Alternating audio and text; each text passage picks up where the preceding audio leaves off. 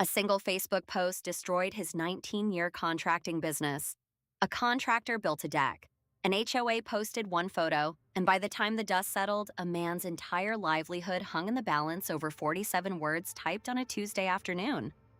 The contractor had been in the business for 19 years. He wasn't a large operation, just a two-man crew, a reliable truck, and a reputation built entirely on word of mouth in a mid-sized suburban community outside of the city. By the spring of the filing year, he had a 3-month backlog of jobs. People trusted him. That trust, he would later testify, was the only thing he had ever truly owned. The HOA, a homeowners association governing a neighborhood of roughly 240 properties, had hired him in late March to construct a raised cedar deck for the community's common recreation area. The agreed contract price was $14,200 with a 30-day completion window. He finished in 26 days. He was proud of that.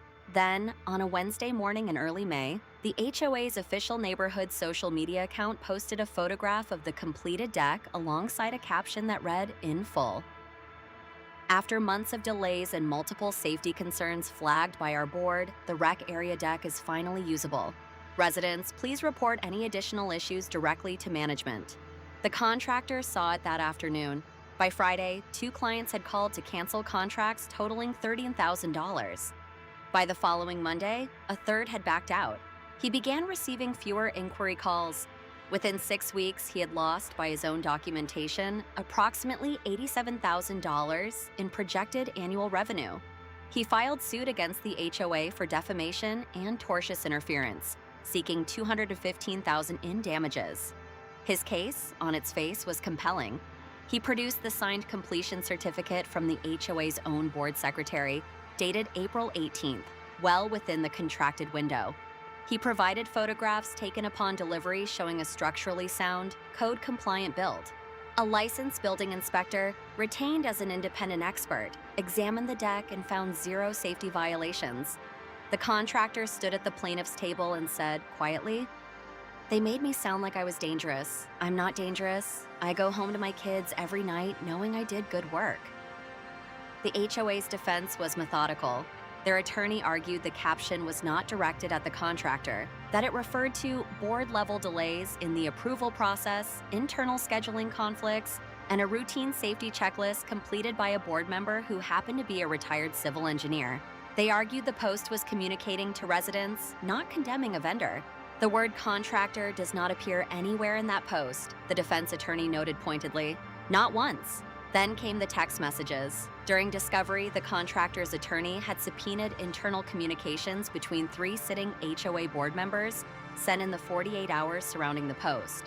What they revealed was a conversation that began with one board member expressing frustration, not about construction quality, but about the contractor's invoice.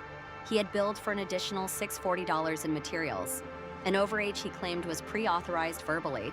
The board disputed this. One board member wrote to the others, "We're not paying that invoice. Let's post about the concerns and let him figure out the rest."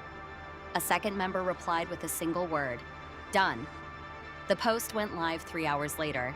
The HOA's attorney pivoted quickly, arguing the text reflected frustration about a billing dispute and did not prove the post was intended to harm the contractor's reputation in the broader community. But the judge, a woman with 22 years on the bench who had, by her own account, seen every flavor of small claims theater, wasn't persuaded by that framing. She ruled in favor of the contractor. The HOA was found liable for defamation per se, given that the post, viewed in context of the texts, was specifically designed to damage a tradesman's professional reputation. The damages awarded were $112,000, less than the contractor had sought, but accounting for verified lost contracts, documented business losses, and a modest punitive component reflecting the board's deliberate intent. The additional $640 invoice, she noted dryly, was also to be paid in full. The 3 board members who authored the texts resigned within a month of the verdict. The HOA appealed and lost. The contractor used part of the settlement to hire a 3rd crew member. He has since returned to a full backlog. The neighborhood's social media account has not posted since. What the case left behind, beyond the legal fees and the fractured community trust, was a question that courtrooms can settle but can't quite answer. When a business dispute turns personal and someone reaches for a public platform instead of a phone call, where exactly does frustration end and cruelty begin?